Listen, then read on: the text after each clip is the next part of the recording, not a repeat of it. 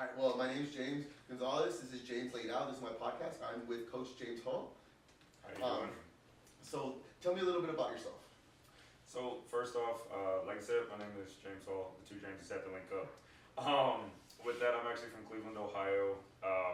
I'm actually a performance coach as well as a strength and conditioning coach and a certified nutritionist as well as a youth fitness trainer.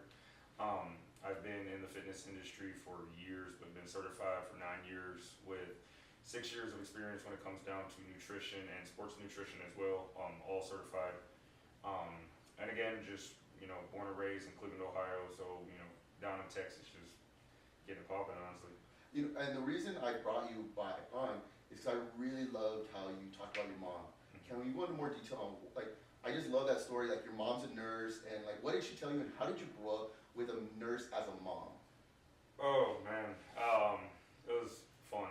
When you see, most moms are, super, laid back. My mom is just straight to the point. My mom was one of the first few people that auditioned to be on Muscle and Fitness Hers, the magazine when it first came out.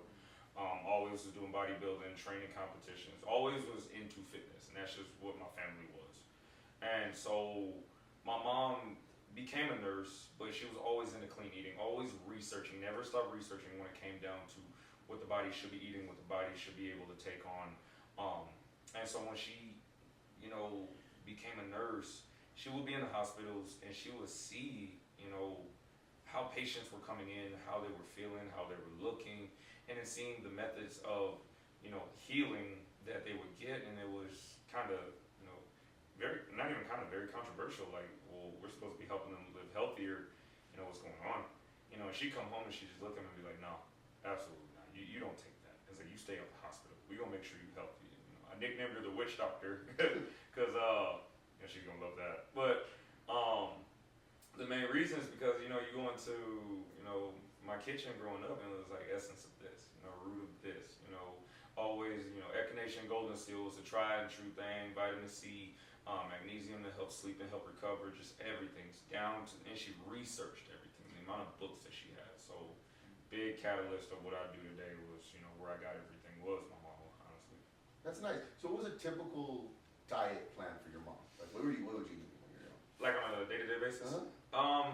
So for her, we wavered back and forth because at first it was more vegetarian, and then she really got back into, okay, yeah, you need meat, dog. All right, still with the same type of vegetables, fruits, things of that nature. And a typical, let's just say if I was in football season, Mm-hmm. right? A big thing for me, she would always go, usually when she would make chicken, she would go super, super lean, pan-seared, just stuff like that. And then she would use more animal-based things, butter, for instance, or grass-fed butter, just because it's derived from animals and it's not synthetic. So she always wanted to make sure the food was simple, If she was going to make sure we had vegetables, it was something that was extremely clean, like green beans or something not processed, or, if we were going to do something, just fruit instead. She wanted to make sure there was no preservatives on the plate. She wanted to make sure everything was going to be absorbed by the body, so that way it wasn't just, sitting there, you know what I'm saying? And that will be like a constant routine, same thing in the mornings, it will be eggs, getting ready for school, at the time before it would be steel cut oats, things like that, just to make sure the cheap oats weren't being used. It was a different process to make sure it developed better or digested better in your body. For lunch, the sandwiches she would make, she would use there was a brand that she used to, I think it was called Ezekiel bread or something like that. And it was, no preservatives, but it was, very, very clean, grain-based.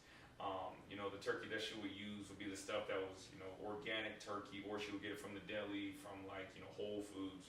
And she always did that, even with her being a nurse. She wanted to make sure, you stay out of these hospitals. If you're going to be on the field, you need to make sure you're right, So how often did you have processed food? Did you even have processed food? Once in a blue moon. And I say that because, at times, during holidays and stuff, we see other family, but it wasn't enough to go ahead and overtake the amount that we were eating. It would be, I'd say, a good 80, 85, 15 split. And I say 15 for just the holidays because you expect it. But even still, when we come home and we host something, she'd be in the kitchen cooking, actually cooking, not out the box, not out, let's go ahead and pick this up, it's quick, it's, full of preservatives and sugars. Nope. And I cook in kitchen, just breaking down everything, seasoning, or, things from scratch. So that way, if you're gonna eat the food, and if it is, excuse me, a little on the unhealthier side, it's still made from scratch. You removed all the preservatives, and you actually put in real food in order to make this. And I think a lot of the processed foods out there, they have so much chemicals that there's not the research on what the damage is. Right. We don't know what's going to happen. It's like, oh, there's no negative. We haven't found any problems yet, and it's like, and it's like, whoa, we don't like. Right. But we see all these diseases like diabetes and things getting out of control, and obesity. Yeah, those things are getting out of control, but we haven't found the link to certain things because we put so many things into our food market. We don't know, like, it could be this, it could be that, but there's just a ridiculous amount of chemicals, and we cannot. Our food is no longer food, and I think like we look at food and it's like, oh, it's high fiber, but it's like it has high fiber, but it also has all this other things that are like negative. Like so they highlight the high fiber, but these are all the things that we have to put in it to go ahead and make it high fiber. So it's like, essentially you're turning people into a guinea pig. And I think that's what it really is. Like that's why so many countries ban American food. China has said that we will let the Americans experiment on their people, and they'll accept it once it's good. But there's a lot of foods American foods that are banned in other countries, and that's a horrible sign. That other countries are like, we don't want your food. Right. Then why are we letting the people in the United States eat it? Like, Right. So, I mean, that was a really good thing, and I like how you and your mom was like in the healthcare field, and she was like, okay, you're not going to live this life. Mm-hmm. And so, what is the motivation for your brand right now? So, my brand is the one I'm wearing. It's called Voodoo Boy Fitness. When I created the brand, it was something that was supposed to be literally a depiction of who I am. It's not something where it's just like, oh, that looks cool. It's supposed to be scary looking. It's supposed to be something that's intimidating because I want to go ahead and break down like, look, fitness and nutrition is supposed to be amazing. It's not supposed to be something where you just, I gotta do it. It's supposed to be like, we got so many things where everything's, again, sugar-coated. Everything's so nice. Everybody's just getting whispered in their ear, just everything that they want to hear. But it's not what they need to hear. This is that brand to go ahead and tell them, like, hey, step it up.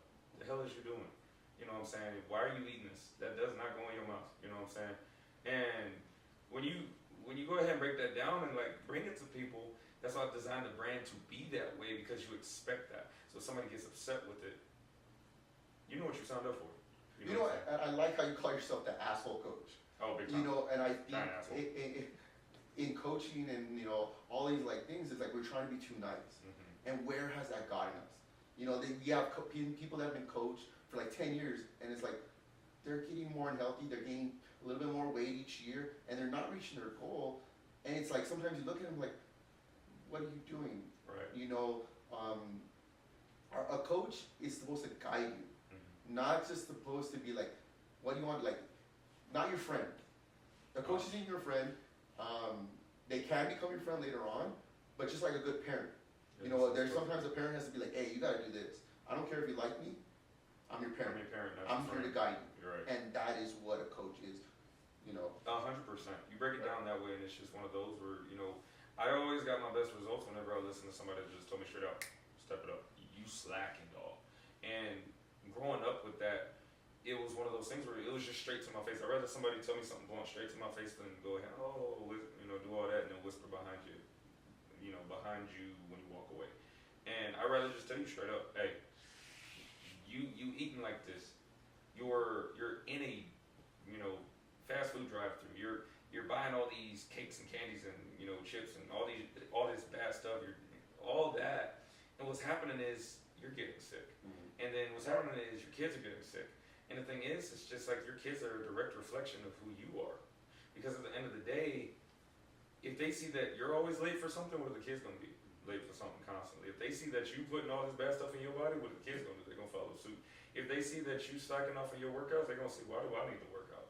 You know what I'm saying? It's just like, as much as we want to hold kids accountable for all this stuff, or, growing up and all these things, we got to hold everybody accountable. And like I said, with that, I break it down like, hey, don't be late. Hey, come on, do this. I think accountability is a really good thing you bring up.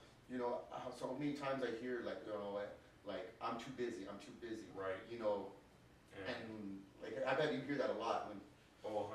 I'm too busy to do this, or this is too expensive. You know, eating like this is too expensive. I'm like, and I bring it up.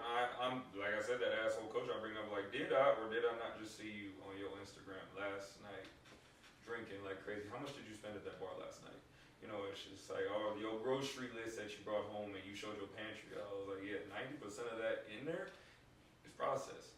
I was imagine if you put that money and all that money that you spent drinking and all that stuff, and oh, I'm glad you had a good time, into your actual food, into your fridge, like actual food, not something that's labeled as food. You know what I'm saying? There's a big difference with that. And I think like a lot of people are, it's expensive, it takes too much time, but like if you make your own food, it's cheaper. 100%. You know, like, and then if you save money, you have that, you don't have to work so much. And it's like, I think we have people working to pay for, you know, the food so they don't have to cook, but it's like, well, what if you would have worked less hours and just made your food, then you would have been healthier and you would have spent more time with your children. Right. You know, stop like, you know, using that as the scapegoat. I was like, I don't have time. Because you chose to not have time. Right. And, you know, just bringing it back to that topic real quick, is everybody wants to use an excuse. It's one of the things that my brand prides itself on, you know, Voodoo Boy, the Voodoo Mob, I have my own training team, you know what I'm saying? And they already know if you walk in late, penalty. If you give me excuses, penalty. If you over here start whining and complaining, major penalty. But it's just like when they get in the habit, and I enforce that so much that their habits change, and now they're expecting, ooh, this workout's gonna be hard, but I was able to kill it last week, I can kill it this time. Ooh, I feel better. Hey, I was able to shred, I'm getting leaner, I'm feeling better, I'm able to sleep now. And what's happening is they're seeing it, they're feeling it. And all we have to do is just go ahead and correct that from the get-go, nip it in the bud. I don't want to be a friend right off the bat. If we become friends later, cool, but I have to go ahead and do a job and help you. And I can't do that if you're over here giving me excuses for every little thing. It's expensive. Well, so is all that stuff that you put in your pantry. Oh, I don't know how to cook. Dog, YouTube has tutorials like crazy. You know what I'm saying? Don't use that as an excuse. Oh, well, I'm too busy. Everybody got a job. They was able to do it. Why can't you? You know what I'm saying? So stop with those excuses, because at the end of the day, somebody is doing it. You're not special when it comes to that aspect. Do what you got to do. Because what's more expensive? Having a son that's going to be in, or having a son or daughter that's in a hospital from getting sick from all the choices that you made now? Or just making sure, you know what? I'm going to buy this organic stuff, or I'm going to buy this, you know, meat and then this fruit now, instead of just buying, you know, this sugary stuff or this candy here. You know what I'm saying?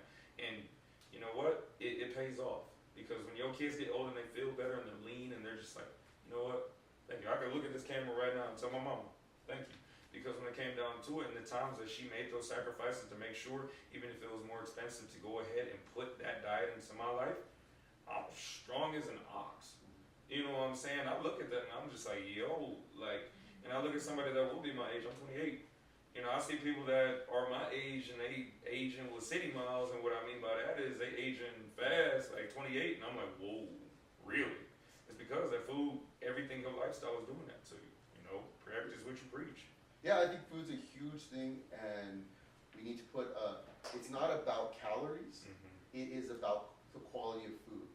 You have this transition in all these athletes, and they start getting better, and they're more fit, and they look better. How does that relate to their mental health? So for them, you know, their habit is one of the big things that changes, not just diet, when they're getting better, stronger, you know, faster, feeling better. Their mental health clears up. Because it's like a direct correlation. Whenever they're changing their diet and actually eating the proper things, it's like a mental clarity. It's like because everything was sluggish and clogged before. So when you switch that, and then you have them eating actual food, and then you have them training, what happens is your body goes into a mode where you're just like, you know what? I'm actually running on something that I need. And then I'm able to sleep. And then when you're able to sleep, you're able to not overthink things. You're able to actually focus in. And what happens is your overall ability to train better, to, you know, do what you got to do in the classroom, everything links together. You know, not just from the overall diet, but it overall is a good catalyst for that. You know? And I think, like, you know, it's Mental Health Month, and I think we're looking for that pill. Right. And you know what? There's some people out there that do probably need medicine for their mental health problems, but we have to try first with nutrition. We have to first try with exercises. that should be the last thing we do, is the pill. Right. Like, you know, we didn't have pills for mental health 400 years ago. Right. And people were okay. I mean, there are some people that fell through the cracks, and we didn't have the medicine to help them. But I don't believe that everyone that has a mental problem needs a pill. Oh. You know, and that's really what it goes down to.